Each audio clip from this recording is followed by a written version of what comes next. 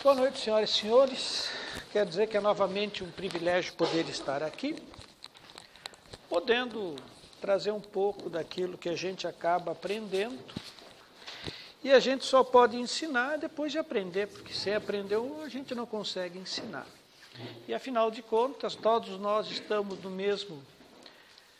mesma caminhada, mesma jornada evolutiva, e todos nós temos que aprender essas coisas. Então, os assuntos que nos trazem hoje, o que as aflições nos ensinam, já vem há muito tempo que a gente fica pensando nessas coisas. As pessoas normalmente se perguntam por que uns nascem na riqueza enquanto outros nascem na pobreza. Por que uns têm corpo perfeito enquanto outros apresentam defeitos físicos, defeitos mentais, doenças incuráveis, doenças hereditárias e assim por diante. Porque para uns parece que tudo dá certo, eles têm a chamada estrela da sorte, enquanto para outros dá tudo errado. Não tem muita dificuldade de conseguir as coisas. E aí as pessoas ficam se perguntando, onde é que está a justiça divina? Por que Deus permite isso tudo? E aí, Deus sendo bom, justo e misericordioso e perfeito, por que Ele permite essas diferenças? Então, essas diferenças, na realidade, são as aflições que cada um traz e carrega por si próprio, porque isso não é castigo divino. Deus não castiga, Deus ama. E quem ama não deseja o mal, deseja o bem. Mas o indivíduo é que tem que fazer por merecer. Então, quando a gente tem aflições, nós temos que entender assim, o que são aflições. Aí nós vamos atrás do dicionário para entender o termo aflições. Eles têm vários significados. Um deles é agonia, angústia, sofrimento, que é aquilo que a gente mais entende. Mas existem outros, que nem a tristeza, a mágoa, a dor, isso também são aflições. Os cuidados, as preocupações, as ansiedades, também geram aflições. Os padecimentos físicos, as torturas, tudo isso condiciona a que a pessoa sinta aflições, se sinta aflito. E o nosso psiquiatra, o Sérgio Luiz Lopes, diz o seguinte, que não se pode ficar feliz enquanto se sofre. Enquanto estamos aflitos, nós não conseguimos ficar felizes. Então, essas aflições, esses sofrimentos, na realidade, são o resultado das experiências que não deram certo. Viver é desenvolver experiências. Todos os dias nós estamos fazendo experiências. É ali que nós vamos aprendendo. É ali que nós vamos nos conhecendo e desenvolvendo as nossas qualidades maiores. Então, as experiências, umas vão dar certo, outras vão dar errado. Se a gente começar a aprender a analisar as que dão errado, é que nós vamos, então, entender de onde é que vêm as nossas aflições. Então, consequentemente, os erros que a gente comete geram culpas, geram remorsos, geram sentimentos de angústia. E isso, consequentemente, produz as nossas aflições. E o que acontece quando a gente está aflito na maioria das pessoas? Como é que elas reagem quando a gente está sofrendo ou está angustiado? Primeira, grande maioria, fica triste. Outras se revoltam. Outras passam o tempo inteiro se queixando. Outras ficam brabo com o mundo, ficam brabo com Deus, ficam brabo com as outras pessoas, porque acham que as outras pessoas estão melhores e assim por diante. E o que isso gera? Mais aflição, mais sofrimento.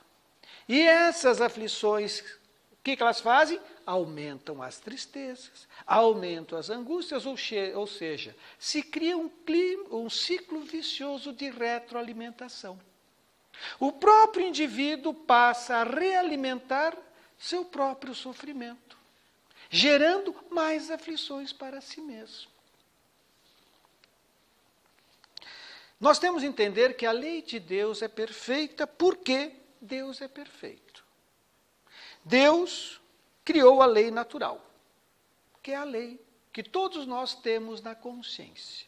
Pediram aos espíritos, onde é que está escrita a lei de Deus nas pessoas? Eles responderam, na consciência. Todos nós temos consciência. Consequentemente, todos nós temos dentro da nossa consciência a lei de Deus.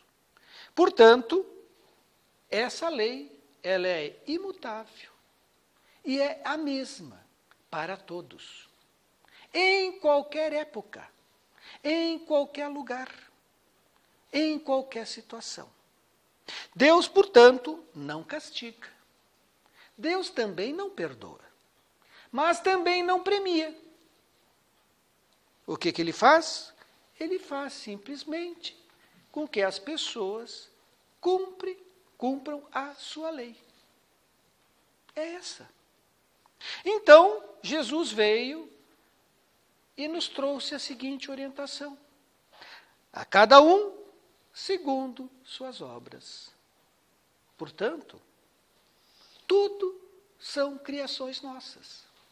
Nós vamos colher aquilo que a gente planta. Então, esse a cada um segundo suas obras é um mecanismo perfeito da justiça de Deus, que é igual e absoluta para todos. É a lei de ação e reação. Cada ação nossa tem uma reação, tem uma consequência. Não há, então, portanto, favoritismo nenhum. E para ninguém. Quem age no bem, quem faz o bem, recebe o mérito do bem. Ou seja, é premiado pelo bem que fez. Quem age no mal, gerou consequências. E essas consequências não se tratam de castigos, punições, porque isso nos foi incutido ao longo de 2000 anos para que nós tenhamos medo e sejamos dominados pelo medo. Por isso que as pessoas eram tementes a Deus. As pessoas temiam o castigo divino. E isso já vem desde a antiguidade dos deuses. O Deus do trovão, da chuva, tinham que fazer sacrifícios para acalmar as iras dos deuses, temendo as punições. Mas Deus é amor. Consequentemente, Ele jamais nos castigará. Mas nós é que temos que fazer a escolha. Nós é que temos que analisar o que nós estamos fazendo, o que nós estamos falando, e até o que nós estamos pensando. Porque tudo isso são plantações. Tanto que Jesus foi muito claro que disse, a plantação é livre, mas a colheita é obrigatória. Então, tudo aquilo que o indivíduo faz, tudo aquilo que o indivíduo fala, inclusive aquilo que o indivíduo pensa, tem consequência. Vai ter a sua colheita. Por isso, essas colheitas, essas reações são simplesmente a resposta daquilo que a gente fez, falou ou pensou, nada mais que isso. Então, se nós estamos praticando as boas ações, o que isso vai redundar para nós? Bem-estar, alegria, tranquilidade, paz, saúde física, saúde mental. Em suma, sensações de felicidade. E de onde é que vem, então, as aflições e sofrimentos? Vem exatamente, é a consequência das nossas más ações, das nossas más atitudes, das más palavras que empregamos, causando dissabores para os outros, e até dos nossos maus pensamentos.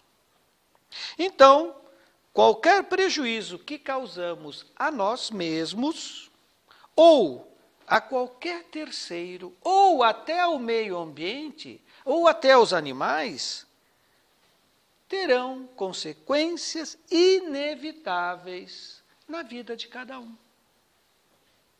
Nós somos os criadores do nosso futuro. O nosso futuro nunca está determinado. Não existe o determinismo. Se houvesse o determinismo, e eu mudasse de comportamento, e eu mudasse de atitude, e eu me corrigisse dos meus hábitos, que lucro eu teria tido? Nenhum. A minha vida estaria já marcada para o determinismo. Não. O nosso futuro está sendo escrito diariamente. Não está nada determinado. Tudo pode mudar. Para pior ou para melhor. Se agirmos mal, o nosso determinismo, logicamente, nós vamos ter que colher aquilo que plantamos. E vamos se queixar de quem? Dos outros? Vamos se queixar de Deus? Vamos culpar o vizinho? Se a gente que fez. Não existe desculpa para si próprio. Então, o indivíduo precisa tomar essas consciências de que nós estamos criando, todos os dias, o nosso futuro. Então, a gente sempre pode melhorar o amanhã. Essa é a grande mensagem. Sempre podemos começar algo novo para melhorar o amanhã. E é isso que a gente tem que começar a entender. Por quê? O Livro dos Espíritos não diz o seguinte: não há uma única imperfeição da alma que não importa funestas e inevitáveis consequências. Como não há uma única só qualidade que o indivíduo desenvolva que não seja fonte de alegria e felicidade. Nós temos as escolhas. Só que nós ainda não nos condicionamos a pensar em escolher as coisas boas. Nós nos condicionamos a pensar nas satisfações do próprio umbigo, que é o egocentrismo. E isso tem, logicamente, suas consequências. Então, de onde é que vêm essas nossas aflições?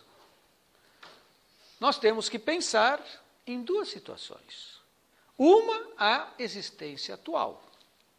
O que nós estamos fazendo no nosso dia a dia que possam estar nos causando dores, sofrimentos, tristezas, mágoas, enfim. O que está nos fazendo sofrer? É dessa existência. O que nós temos agido certo? Nós temos agido respeitando as leis de Deus, respeitando o próximo, respeitando a lei da reciprocidade, ou seja, fazendo aos outros o que gostaríamos que os outros nos fizessem. Nós estamos atuando no sentido de nos amarmos e nos perdoarmos e nos compreendermos mutuamente. Nós temos feito o nosso papel.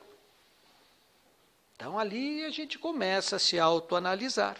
Realmente, muitas têm origem nessa existência.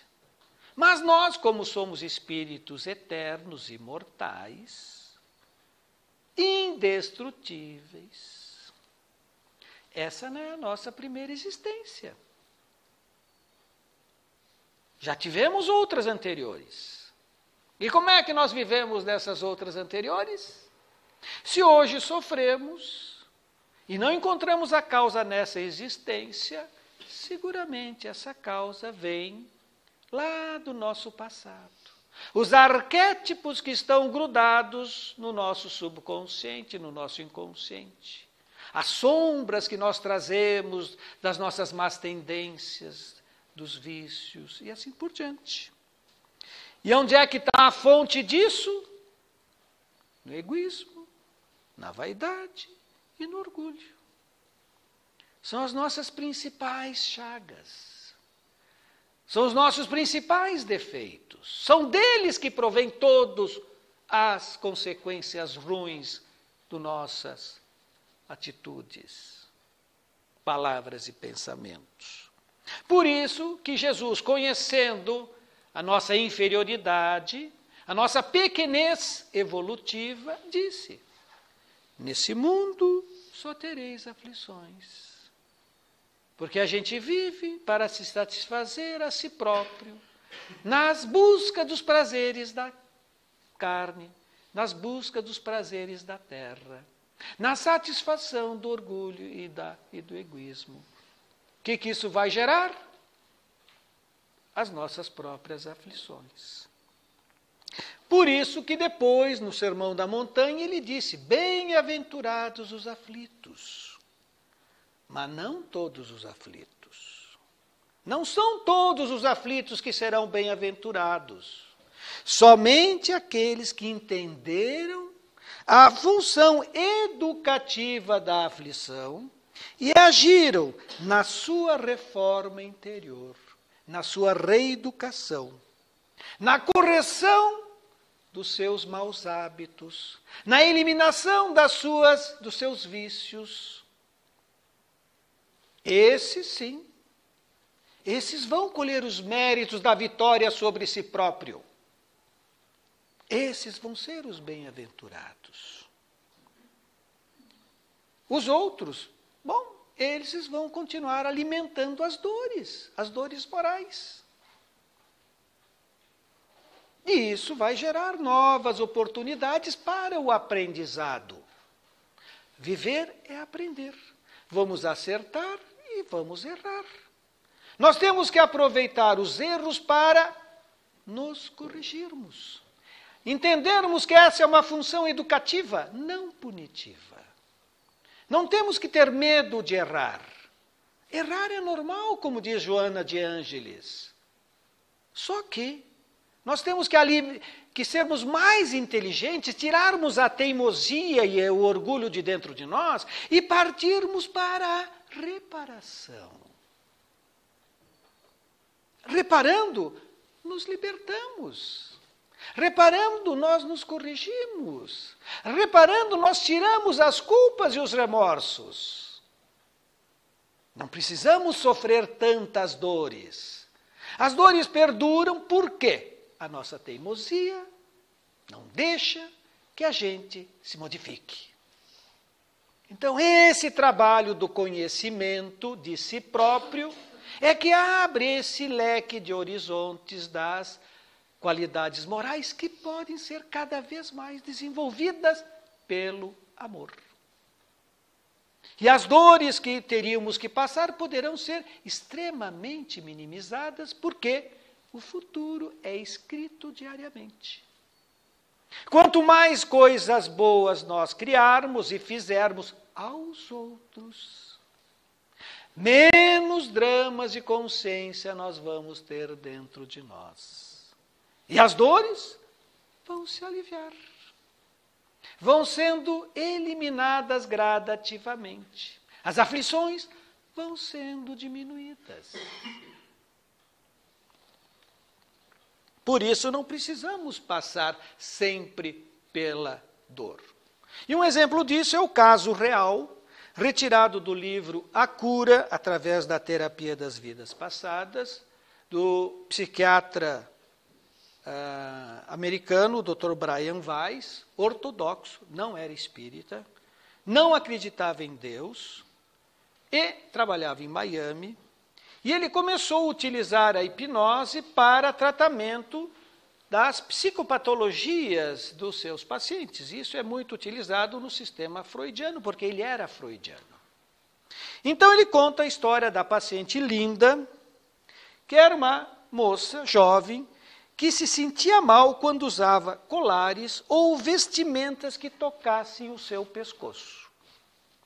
Vivia alargando e puxando a gola das suas roupas.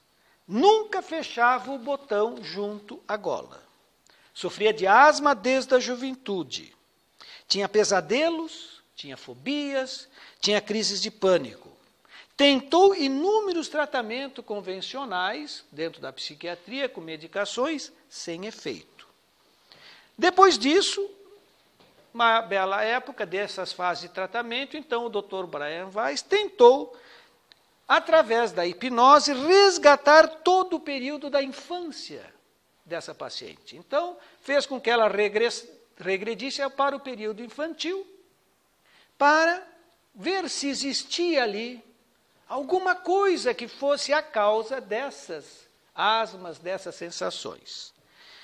Após esse transe hipnótico, a paciente Linda se sentiu melhor, começou até a cantar, ficou menos ansiosa, mas a asma e o medo da asfixia não aliviou. Não aguentava nada junto ao pescoço. Então, ele continuou, viu que teve um resultado inicial com essa primeira fase da hipnose, ele resolveu continuar a retroceder para um nível mais profundo dessa paciente. Foi aprofundando a regressão hipnótica dessa paciente. E, de repente, numa dessas aprofundamentos, a paciente diz subitamente: "Vão me pôr na guilhotina", gritou apavorada. Observou-se sendo decapitada. O médico repassou então essa cena várias vezes, até ela poder contar calmamente o que havia acontecido na vida anterior. Ela então, revisando, reconheceu no algoz, naquela pessoa que a encaminhou para a execução, uma pessoa muito próximo nessa atual encarnação e que era um dos seus familiares. E aí ela entendeu o porquê da desavença que ela tinha com esse familiar. No final da regressão, Linda então abotoou a gola sem hesitar e não teve mais aqueles medos, aquelas sensações de asfixia. Aí o doutor perguntou: "O que você precisava aprender com essa experiência?" Ela respondeu: "Não odiar. Devo aprender a perdoar e não odiar." Então, muitas das nossas aflições vêm, esse é um exemplo, de problemas que nós passamos em vidas anteriores. Perdão das ofensas. Quantas vezes? 7 vezes, ou 70 vezes 7, ou sempre. Então, temos sim que aprender que o perdão nos liberta. Quem perdoa se liberta. Não tem mais o drama da raiva, da mágoa. Quem alimenta esses dramas vai continuar sendo infeliz. Não consegue se sentir bem. Vai manter a sua própria aflição, o seu próprio sofrimento. O André Luiz, através do Chico Xavier, traz num dos seus livros que a dor, os sofrimentos podem ser vistos em 3 aspectos. A dor, expiação. É uma dor que vem de dentro para fora e é consequência do nosso desequilíbrio mental ou proceder inadequado associado ao remorso, ao arrependimento e ao sentimento de culpa. Essa é a dor expiação. Em geral, a gente associa essa dor às encarnações passadas. São aqueles problemas que a gente fez nas vidas passadas e que hoje estão vindo de volta dentro dos arquétipos e das sombras que nós trazemos interiormente. Muitas vezes é o resgate devido ao mau uso do nosso livre-arbítrio nas vidas passadas. Era o que a Linda estava trazendo. Um exemplo. O segundo tipo de dor é a dor evolução. A dor evolução ela vem de fora para dentro, a fim de aprimorar o indivíduo. Sem a dor evolução não haveria o progresso. Pelas dificuldades que o ser humano passa no dia a dia, nas intempéries, na necessidade de se alimentar, é que vem os sofrimentos, as angústias, e essa é a dor e evolução. É a dor que trouxe o progresso científico, econômico, material do orbe planetário. É a dor e evolução. E, por último, a dor auxílio. A dor auxílio.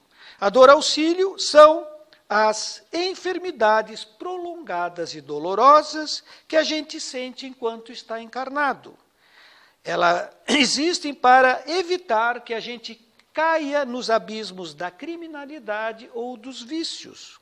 Mais frequentemente, ela existe na preparação para a desencarnação, a fim de que não sejamos colhidos nessa desencarnação de surpresas pela transição da morte.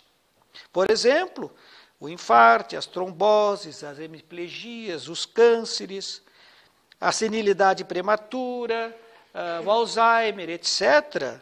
Essas doenças orgânicas constituem, às vezes, dores auxílio, para que a alma do indivíduo se recupere dos enganos em que ele incorreu na existência atual e mesmo nas existências passadas. E dessa maneira ele se habilita durante esse período de dor e sofrimento das doenças físicas em longas reflexões que serão benéficas para o indivíduo se disciplinar, a fim de que consiga entrar no mundo espiritual com o chamado espírito mais curado.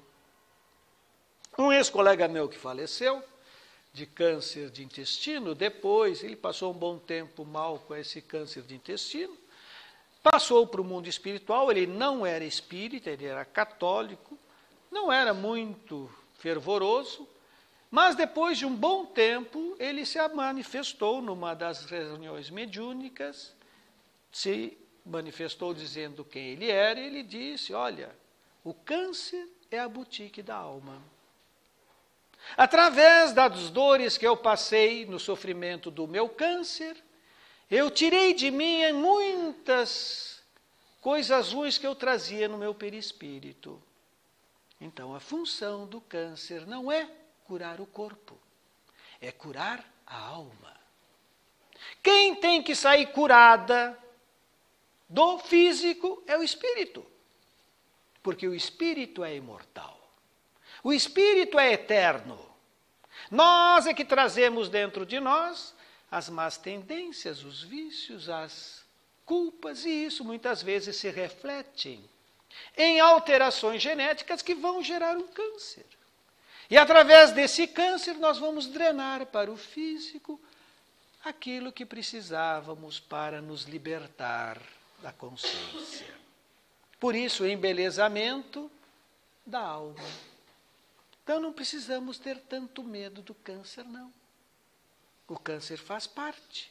E é uma das maneiras pela qual o espírito vai sair daqui, se viver a sua doença sem revolta, com resignação, procurando meditar interiormente o que isso pode lhe favorecer no aprendizado moral, ele vai sair daqui vitorioso.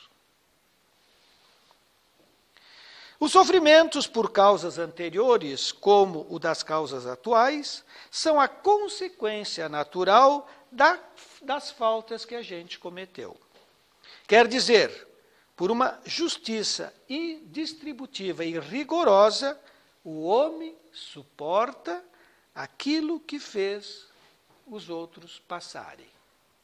Normalmente, quando a gente volta, está lá no outro lado, decidindo para voltar a encarnar, a gente lá revisa não só a última encarnação, mas todas as outras, a gente reanalisa todos os dramas que a gente causou e solicita, pede por determinadas dores, por determinadas aflições, a fim de sentirmos aquilo que fizemos os outros passarem.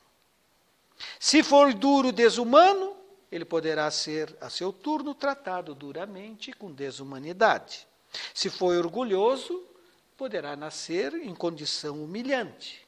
se foi avarento, egoísta, ou se fez maus uso da fortuna, poderá ser privado, nascer na miséria, com uma série de problemas. Se foi mau filho, poderá ter filhos que o façam passar por esse tipo de experiência, e assim por diante. É a própria lei de ação e reação. Procurando bibliografia, tem um relato do Divaldo, 2 relatos. Um relato do Divaldo da viagem que ele fez na Europa, nos meses de maio e junho, fazendo uma série de conferências, em 2011. E nessa viagem ele fez uma passagem pelo campo de concentração de Auschwitz, na Polônia. Daqueles campos de concentrações onde os judeus foram martirizados e morreram nas câmaras de gás. Mais de 6 milhões de judeus morreram lá. Então, ele estava ali vendo esse campo, conhecendo, porque agora ali é um museu. E aí, ele estava com o pessoal dele, e nisso chegou um grupo de adolescentes, jovens, acompanhado por adultos, que vieram conhecer esse campo. Esses adolescentes, o interessante é que todos eram portadores de necessidades especiais. Lesões físicas e mentais graves. E sendo que, quando eles chegaram nesse ambiente, eles começaram a ter terríveis sensações, esses jovens, e alguns foram cometidos de crises convulsivas, outros choros e gritos. E diante disso, todo mundo ficou perplexo olhando, e aí Joana de Ângeles disse para o Divaldo: ali estavam alguns dos torturadores, dos algozes, que voltaram ao próprio local onde exerceram as atrocidades, voltaram hoje como encarnados, trazendo na consciência a culpa dos crimes cometidos, expurgando no corpo físico as sequelas remanescentes do passado. Nasceram com defeitos físicos, mentais, e assim por diante. Nada fica descoberto. Cada indivíduo sabe, tem a consciência de si próprio. Tempo depois, no Centro Espírita, lá do Divaldo, numa das sessões mediúnicas, ele traz um outro relato da comunicação de um espírito que foi um dos judeus vítimas desse holocausto. E esse espírito conta o seguinte, um resumo. Eles eram um grande grupo de judeus que foram levados à câmara de gás. Quase todos se deram conta da realidade quando estavam na câmara de gás e entraram em pânico, em horror e se enlouqueceram e faleceram. Alguns desses que faleceram tiveram a compreensão racional daquilo que padeceram, libertaram-se das injunções sofridas e logo alçaram voos para as regiões mais altas. Outros, muitos outros ali, mortos, se transformaram em vingadores, dominados pelo ódio contra os algozes. E aí, então eles fazem aqueles processos de retrocesso para as vidas anteriores, porque eles estavam ainda, quase 70 anos depois, alimentando o ódio por terem sido exterminados na câmara de gás, ainda odiavam, queriam se vingar. E aí então eles foram ver por que eles foram exterminados na câmara de gás. Passaram a ver as suas próprias vidas anteriores. E o que eles descobriram? Ele diz o seguinte: fizemos parte de hordas cruéis de antigos povos bárbaros, devastando lares, destruindo famílias, incendiando cidades e vilas, pilhando, matando sem piedade adultos, crianças e velhos. Muitos de nós, em outras épocas, éramos seguidores de líderes considerados hediondos pela humanidade. A gente sempre volta para pagar o mal que fez. Como dizem, aqui se faz, aqui se paga, realmente. aqui se faz, aqui se paga. Mas é o indivíduo que pede para passar por isso. Não é castigo de Deus. O indivíduo que sabe, que sente lá no outro lado todo o mal que fez, aquela consciência doída, porque a dor moral não passa, é contínua, ele suplica para nascer de novo, a fim de resgatar os débitos dos atos impensados, insensatos que a gente comete. Portanto, não há uma só falta, por menor que seja, uma única infração à lei de Deus que não tenha inevitáveis consequências, mais ou menos lastimáveis, e disso conclui-se, tanto que nas pequenas como nas grandes coisas, o homem é sempre o responsável pelo erro que cometeu. Os sofrimentos consequentes são para ele uma advertência de que agiu mal. Sofrimentos dão a experiência e fazem com que o indivíduo sinta a diferença entre o bem e o mal. E a partir daí, servem de alerta para que o indivíduo decida o que vai fazer de agora em diante. Por isso que Jesus disse: digo-te que dali não sairás enquanto não tiveres pago até o último ceitil. Então, cabe nós que estamos entrando numa fase de regeneração, nos lembrarmos disso, porque conforme as nossas atitudes, os nossos projetos, as nossas vontades que nós desenvolvermos de agora em diante, nós vamos aumentar as nossas dívidas ou nós vamos aliviar as nossas dívidas. É escolha do indivíduo. Nós temos agora a chance de começar a fazer as modificações interiores para que continuarmos trabalhando em prol do crescimento da nossa humanidade e do nosso crescimento moral e espiritual. Desde que as nossas visões passem a ser conforme as leis de Deus, do amor, do respeito, do perdão, da indulgência, da compaixão e assim por diante. Está tudo no Evangelho de Jesus. Ali estão todas as normas de condutas que nós devemos começar a adotar dentro de nós mesmos no nosso dia a dia, para escrevermos esse nosso novo livro, que vai ser o nosso futuro. Joana de Ângeles diz o seguinte: cada indivíduo vive com a consciência que cria para si próprio. As expiações podem ser atenuadas, não sanadas. O indivíduo vai ter que passar pela experiência. Em vez de perder um braço inteiro, se ele teve um programa, se ele gerou um programa de benefícios, de bondade, de crescimento para os outros, isso pode ser que ele perca apenas uma unha. Pode ser que ele perca apenas um dedo, porque ele mudou o seu comportamento. Ele criou uma nova estrutura. Ele está criando um novo amanhã. Não vamos ter perdão a não ser que a gente se perdoe.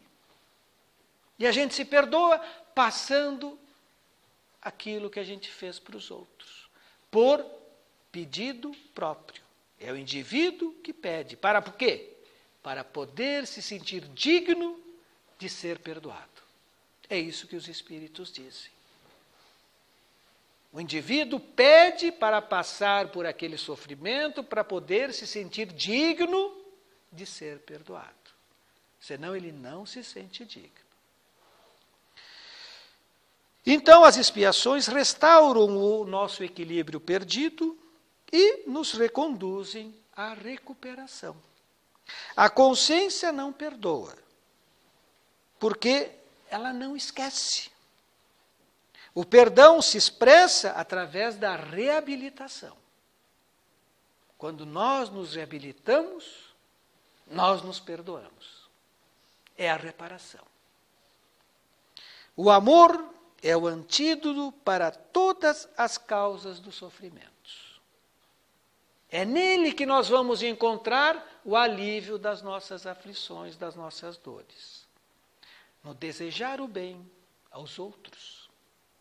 No querer o bem aos outros. No fazer o bem aos outros. No orar por aqueles que nos odeiam. Não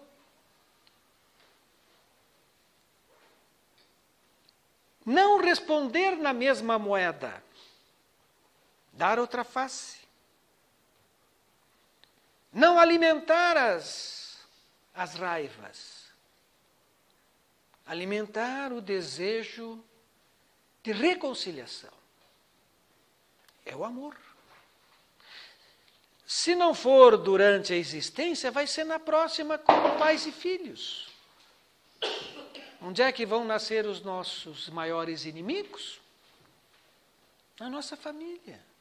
Vamos recebê-los no regaço do lar como pais e filhos, a fim de amarmos, esquecidos do mal que cometeram ou que nós cometemos contra eles.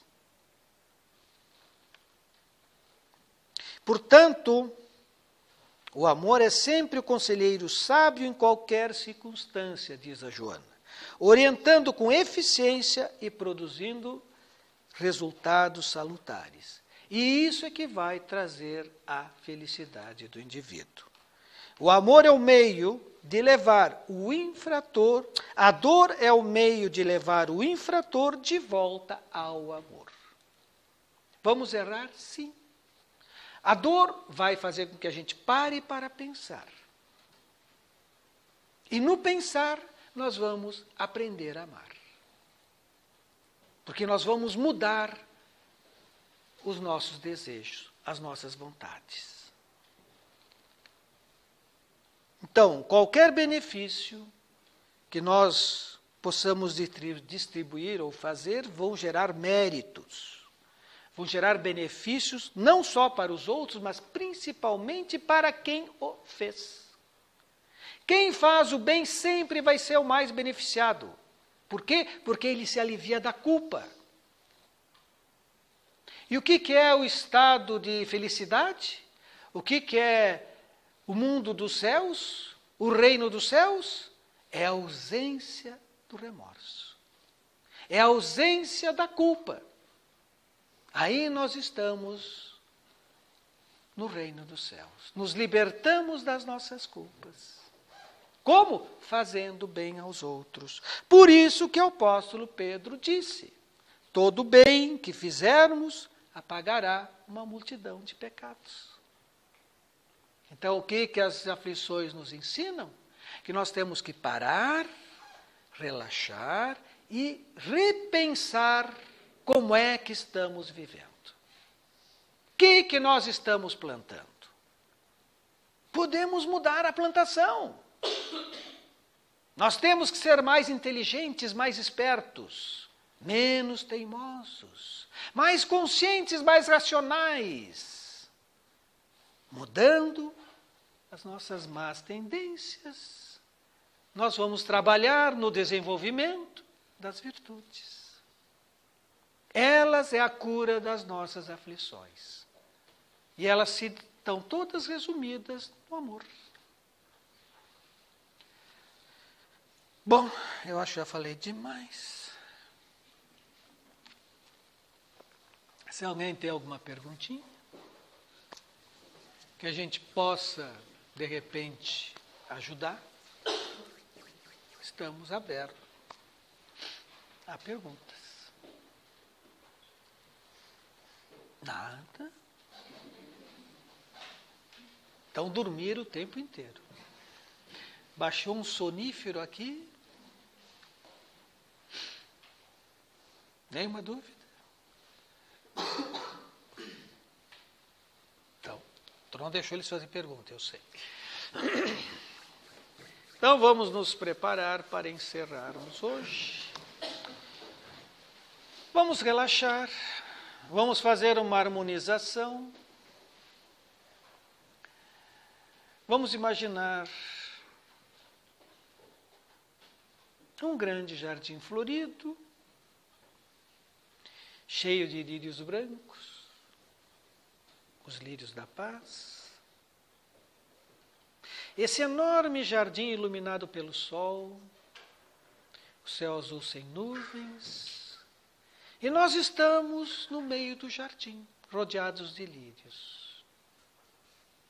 E olhando em direção ao infinito azul, nós vamos ver a figura alegre e sorridente de Jesus, luminoso, cintilante, e que de braços estendidos nos envia uma imensa luz.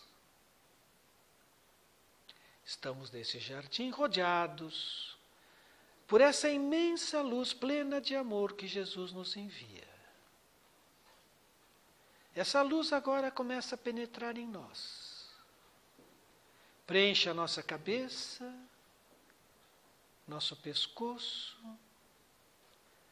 o nosso tórax, braços até as mãos, o abdômen, as pernas e os pés. Ficamos totalmente luminosos.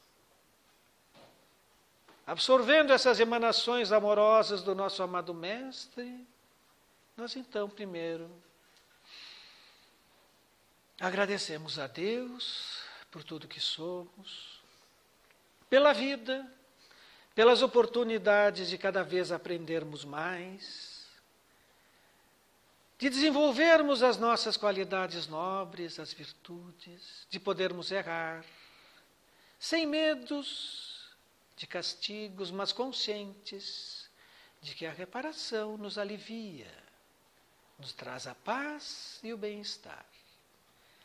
Agradecemos ao nosso querido amado Mestre pelo seu sacrifício em vir nos ensinar como é que nós deveríamos ser, porque ainda não somos, tanto nas nossas atitudes, nos nossos relacionamentos, nas nossas palavras ainda nem sempre bem empregadas, e principalmente nos nossos pensamentos, pois são eles que refletem o que realmente somos no nosso interior.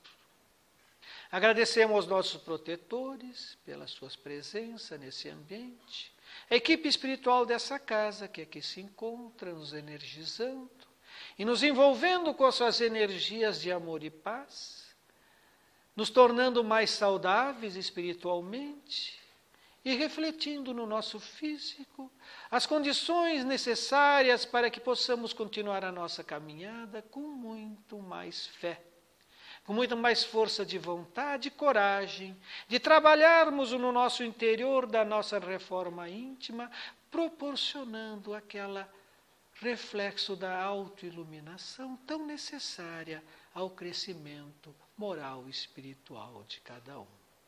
E que essas bênçãos envolvam todos os nossos demais familiares, onde quer que se encontrem, amigos e vizinhos, seus familiares, para que haja sempre muita paz, muita compreensão e tolerância e solidariedade entre nós. Os nossos locais de trabalho, as nossas cidades, os nossos países. Os nossos desafetos, para que ainda possamos encontrar caminhos que nos tragam a reconciliação e, dessa forma, a tão almejada paz. E que as bênçãos do alto envolvam a nossa humanidade, ainda muito necessitada de luz, de amor e de estímulos para suas transformações interiores. E que assim seja.